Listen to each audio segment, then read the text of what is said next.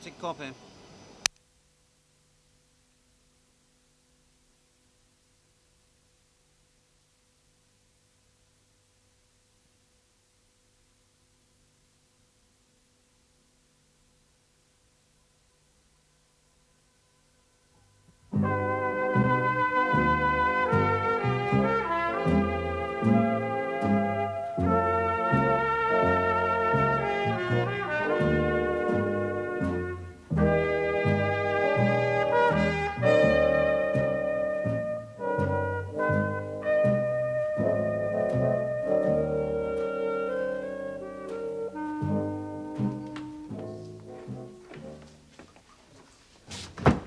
What do you think?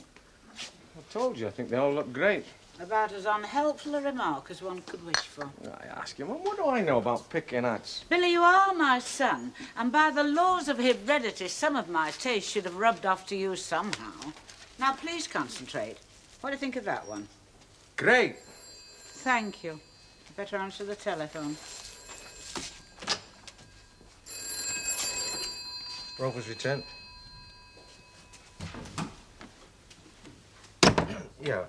Yeah, hello there.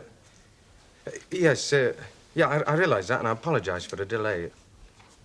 No, it's just one of those things, you know. Oh, in the next day or two, yeah. No, I'll be sorting out some other things then. Yeah, I will, yeah. Okay, right, thanks. Good. Right, goodbye.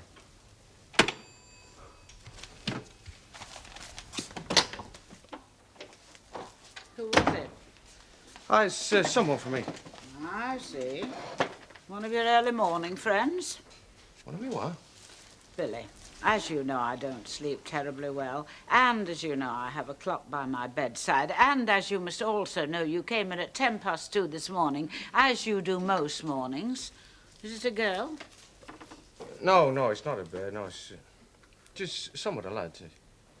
Game of cards. Not in this street, I hope. No, you don't know. I've no wish to know them.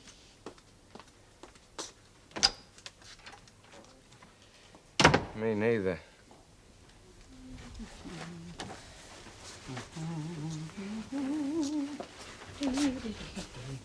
Fast mustard, does it? Yes. Elizabeth? Yes? Tell me, is there anyone in this tasteless neighbourhood of ours to whom I could turn for advice?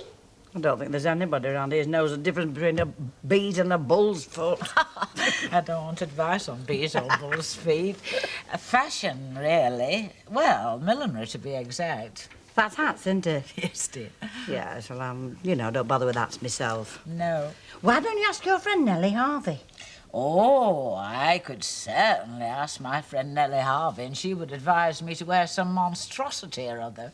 I get the impression that you two aren't very friendly, if you don't mind me saying so. By all means say so, Elizabeth. No, we've never really been friends as such, Nellie and I. Business associates, yes. Rivals, yes. Many's the time we've locked horns at the Lady Vickers. I'd love to have seen that. Would have got rather monotonous, really. I usually won. Oh.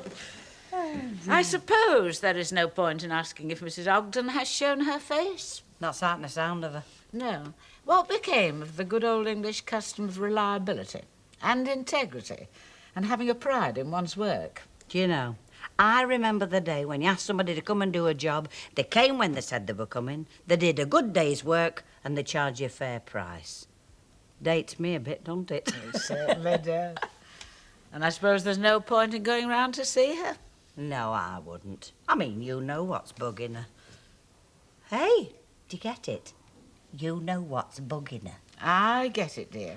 And if that unsavoury episode hadn't lowered the tone of the entire street, I might find it funny. For Pete's sake, give over, will you? Not for Pete's sake, nor nobody else's. We've had us name dragged through the muck once too often. You know what they're like round here, don't you? Oh, by heck I do. Talk about your swank pots. You got more of them round here than all your Bramos and your elderly edges. Oh, forget it. They're not worth bothering with. Stan, how can I forget it? Fumigation, that's a dirty word. Your mother never had the disinfesting men in, did she? No. No, nor did mine. We was brought up clean. Cleanliness is next to godliness, my father used to say. And look at us. We're both cleaners. I clean at Rovers, you clean windows. It's in us natures. Yes, Chuck. Stan, you did look after the place, didn't you? Well, it was the odd chip paper, that, you know. So. Oh, yeah, well, that's only to be expected when a fella's on his own. No, I'm not bothered about that. No, it's the rotten, lousy so-and-so what blew the whistle on us. Now, here, think, Chuck. Did anything happen while I was away? Funny like, you know. Well, they kept me in the Rovers one day buying me drinks. Oh, buying you drinks, eh? Oh. Yeah, well, that's suspicious for a start. Who exactly? Well, Bet Lynch and Billy Walker. And Elsie was a bit funny, I know. Never did trust them Howards. What did she have to say for herself? Oh, not much. Oh, and Maggie Clegg wanted to have a look over the place. Her and that Norma. Yeah, well, I've had a go at that. You didn't let them, did you? Come and have a look round at me. No, I didn't. No, quite right. Englishman's home is his castle. Yeah. Oh, Maggie Clegg. Yeah, she could have told a lie, all right, but she's a bit wishy-washy, that one. No, there'll be somebody behind her, you can bet your bottom dollar. Look, love, I'll have to go. I'm doing the shirt factory this morning. Right. Well, while you're up them ladders, just have a think. Aye, I will. I'm not about them birds, neither. No, Chuck. No.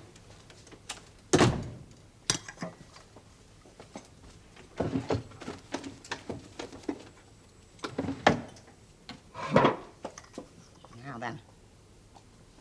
Maggie Clegg. Elsie Howard.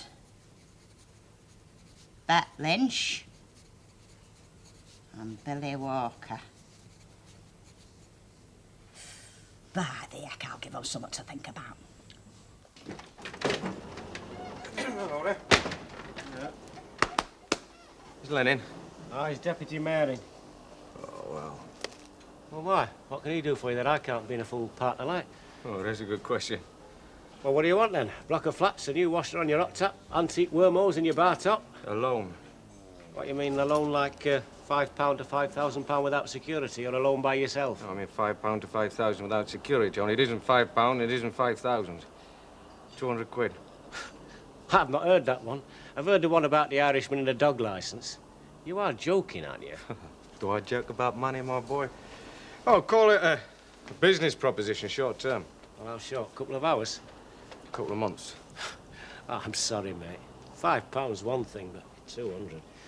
Well, not that I could have helped you any road, not having two halfpennies to rub together. I happen to know that Fairclough, for a fact, is going to need every penny he can lay his hands on in a week or two. He's got his own business propositions. Okay. And it's no good asking him. What for? Money. What's money? I'll see you. See ya. Here. Carry on. Jerry Len. Does nobody want me? Jerry, the school board's after you.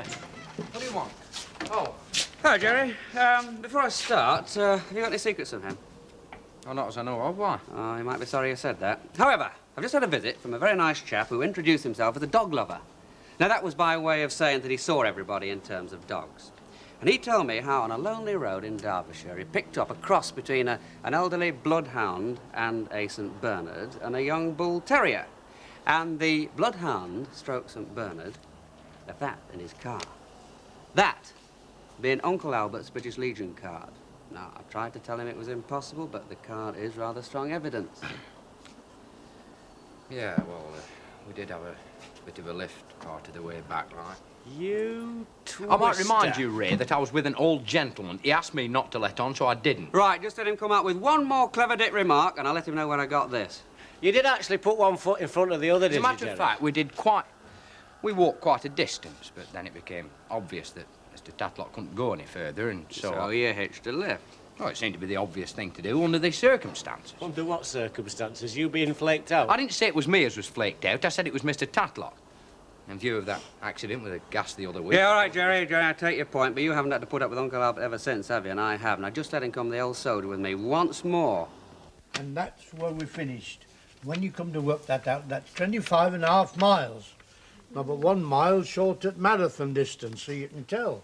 By the heck, just 'cause you're a youngster. No, but I showed Jerry Booth a thing or two. Sat for 10 minutes he did, cracking on. He were nobbut showing 2 lasses away to Glossop. And what was he doing? He were resting, weren't he? Gathering his resources for the final assault. Any road, I left it to him. I hadn't come out to talk to young lassies. I'd come to walk the Pennine Way. That's what I'd come for. Ah, Uncle Albert, I've been looking for you. What for?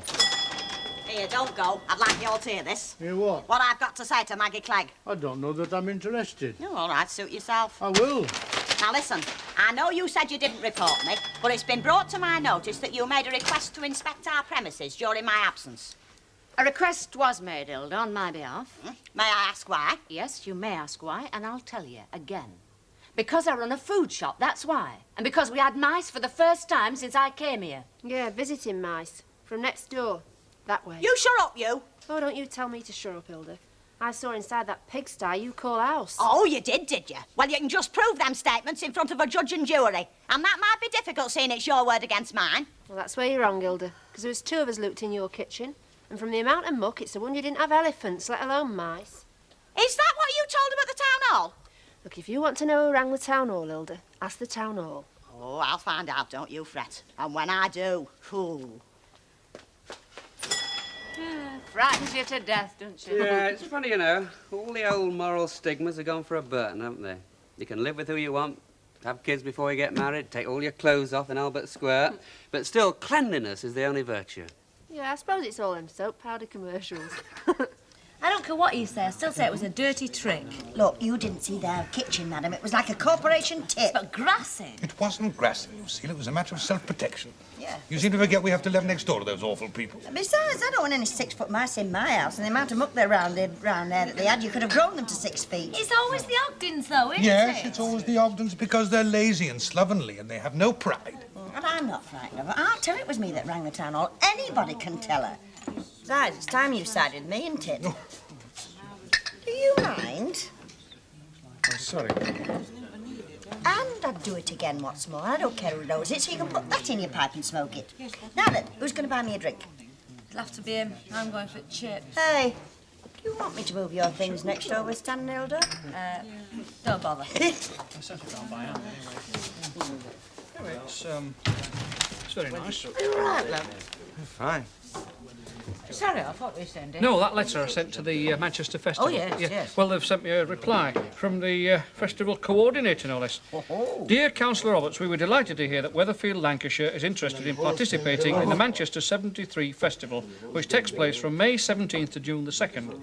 This will be the first major festival that Manchester has ever held and will show the life of this city through its commerce, industry, sport, education and art. Well, here, read it for yourself. And there will be a meeting at the Manchester Town Hall next Tuesday. I thought I might take myself along to that, unless you'd Yes. like to go. I mean, you'll be well and truly installed as mayoress by the time that lot comes on. No, dear, I'm rather busy. Suit yourself. Hey, up. Hey, what's this? This is where they lock horns. You are? Hello, Annie. Hello, Nellie. You know Councillor Roberts, don't you, my consort-to-be? Of course I do. How are you, under the circumstances? Well, I'm very well, thank you. Anyway, I'd better get off. I'll leave the posters with you, love. Thanks, Alf. Yes. See you later. Bye-bye. Ta-ra. Bye, dear. Well, Nellie, Well, Annie, to what do I owe the pleasure? well, there's been a development, as they say. So I thought I'd just drop in for a word. I see, and here's me thinking nothing ever changes. Come on. You know what they say? If you ignore something long enough, it goes away. Well, I reckon that lamb's halfway back to Persia. You say what you like, you know, about our lady boss. She's got class. Yeah, well, that's not what I call it. Getting the fumigation fellas in just 'cause any Tom, Dick or Harry gets on the phone. Well, that wasn't Mr. Fairclough, that was the public health people. Well, they're all the same. There's not to choose between them. They're living a life of luxury on the rates what we pay. We sweat our guts out for the likes of them, and what do? Get the bug fellas round to honest, clean-living folk. Yeah, well, just wait till I get my hands on whoever it was shot me. Should have your eyes out. Who will? Elsie will. Oh, so it were Madam Howard, were it? I might have known. Thanks very much. Thank you, gentlemen. I don't know about you, mate, but I could have swore I just heard another whistle blow. Well, Elsie said she didn't mind who told Hilda. She's just told me now, that. Do you hear that?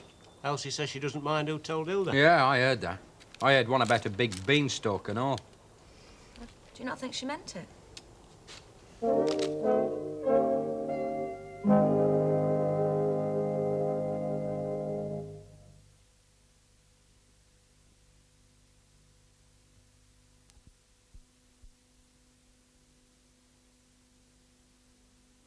Coronation Street, P694/283, Part 2, Take 1.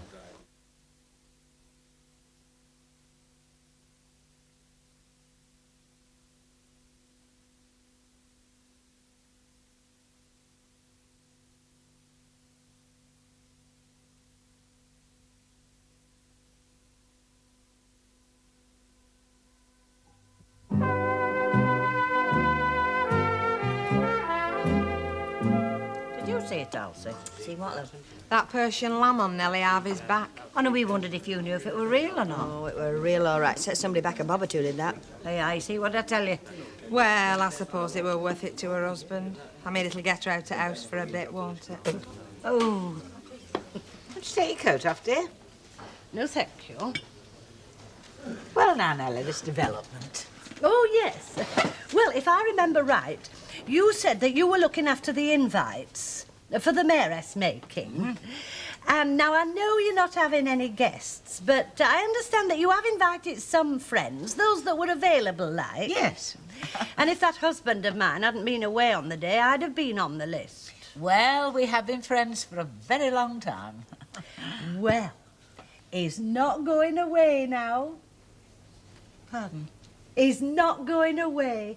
I can come. Oh.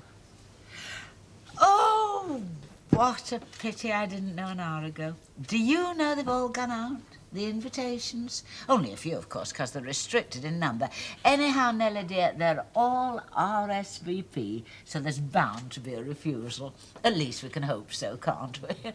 Oh, if you'd only been here an hour sooner, you could have come instead of Doris Fletcher. Oh, is she coming? A headmistress, dear. An intelligent member of the community. I can't just invite my friends. Don't you dare, Norma. You lay one finger on me. Oh, I wouldn't soil myself. Do you know, this apology here has the brass face to report me to the public health for a dirty house. Now, her whose husband fills their house with the scruff of the neighbourhood till all hours in the morning. Heaven knows what goes on in there. I might stand accused of having a dirty house, Elsie Tanner, but by heck, it's never been disorderly. Hilda! Stay off! You might get hurt. I'll have the police on you. Come on, will you? Stop, Come on. get the police. She's threatening me bodily There's harm. no need for the police. Now, shut up before... And there's no wrong with her, Hilda, I tell you. Before you start on her, put your own house in order, eh? You're all a hell long way from being perfect, aren't you? All of you. Now, leave us alone. Get off home. Go on, get home. Good old Stanley. And so say all of us. Oh, they don't know the born in Wilmslow, do they? No, dear.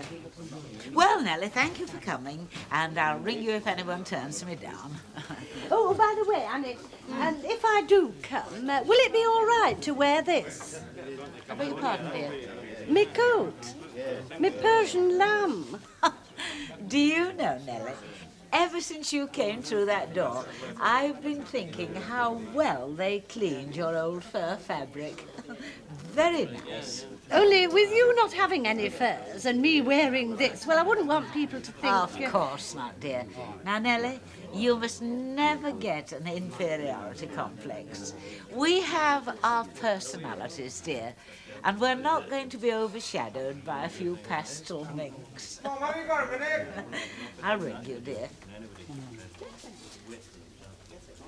I don't know about you, Betty, but I reckon that's game, set and match. I've said it before, and I'll say it again. No, it was who told Hilda he reported her. I give up. Me. Well, if I was you, I'd keep that little bit of intelligence to myself. Well, Elsie said she didn't mind who told her. Yes, but Elsie, thank heaven, very often doesn't mean what she says. No, she doesn't, does she? Stan, Yeah. you sure? Yeah, well, I was there, wasn't I? And the brave Sir Stanley defending his Lady Rowena from the fiery flames of the fiery dragon with his own ample body. Oh, good old Stan. It's exactly what the dragon said. Very impressed was the dragon. However, to get onto a more depressing subject, Uncle Albert, has he been round to get anything for tea? No, he's not been back since you saw him here. He's gone off to see that friend of his with all those maps. Oh, Lord, yeah. He'd be at Shackleton at the South Pole bit, wouldn't he? Well, heaven help old Jesse James. He's in for a bad time.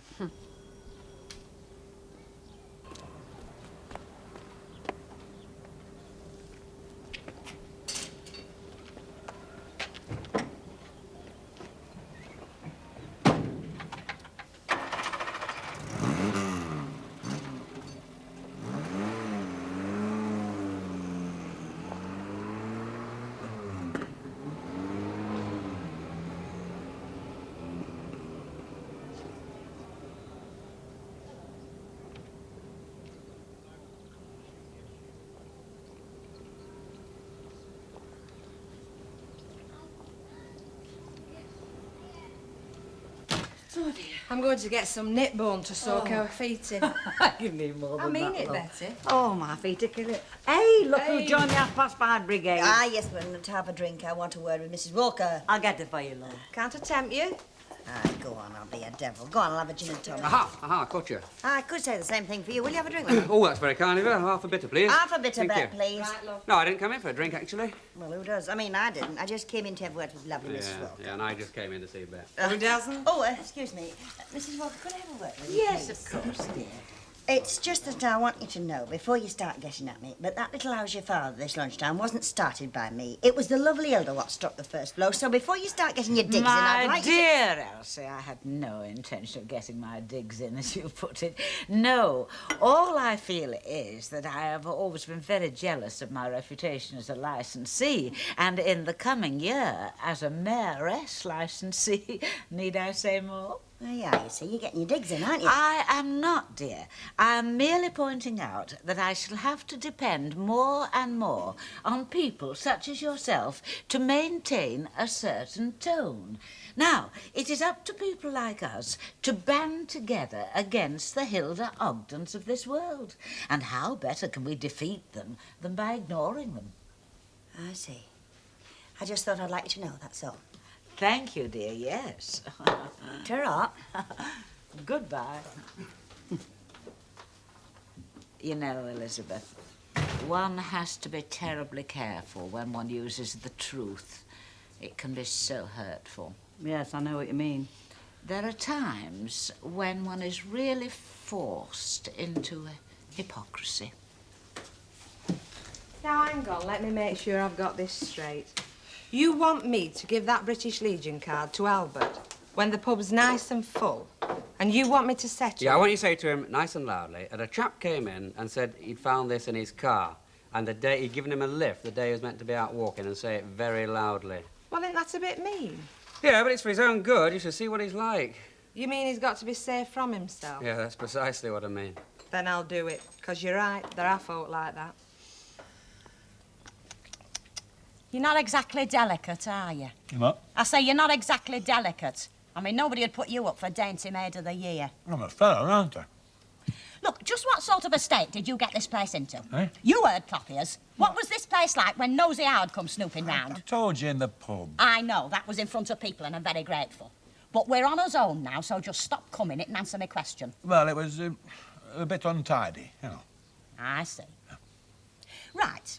Well, if I ever go away again, you keep this place spotless. You hear that, Stanley? Spotless, right? Right. So what did you do with the rubbish, what you cleared up? We'll put it in the bin, what was left of it. Oh, pity. Why? Well, I could have had a fire in backyard. Eh? When Elsie Howard had her washing ant line.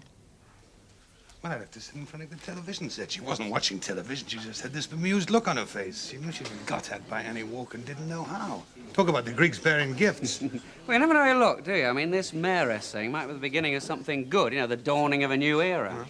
Right. So therefore, in the end, I decided on a grey two-piece. With a hat, of course. That was the problem, the hat. Well, it sounds very nice. Yes, it does, doesn't it? What will you be wearing? A grey suit. Oh, what shade of grey? Grey? Well, it's sort of, dark grey. I see. I wonder, could you wear it sometime? I would rather like to see it. We don't want to clash, do we? Hello, Jerry. You've got a lift down to your house. Oh, here. all right, enough. Oh, I'll give him a piggyback. 2 pints, please. Bet Jerry'll pay. Well, he acted right. You can... All right, Albert will then. Well, what? Pay. What for? Drinks. Whose drinks? Oh, forget it. You're wearing me out. I'll buy you one. Put one on for Albert, a rum. Albert, how did Jesse James react to your triumphs then? I don't know. He died last Friday. He what? Died. I was just in time for the funeral. I've got something for you, Albert. Oh, what? Your rum. What else? Oh. It was a heart attack. Yeah. Makes you think, doesn't it? You know, there was a chap at Wireless the other day said he kept fit by going to the funeral of all his athletic friends. Not but same age as me. Oh, by the way, Uncle Albert, I found your British Legion card. I found it on the kitchen floor. Oh, so. She never put it in paper, his daughter, you know. Heart attack it was. First he died. Give him another rum, love. Cordy. What can I do for you? Well, I think you know, Mr. Walker. It's what I rang up about. Yeah, about the bills.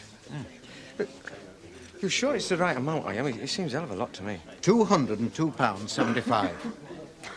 I mean, if you have a few pies and a few sausage rolls every day, it soon mounts up. Yeah. Usually, you know, when it gets to this sort of figure, we get onto the brewery, but, well, Mr. Gregson said, you know, with you being such old customers. Look, I'm a bit busy at the moment. I'll see to it first thing in the morning. If you would, yes. You know, we don't have to get onto the brewery, do we? No, don't do that. First thing tomorrow. Right. Well, goodbye, thanks. Right.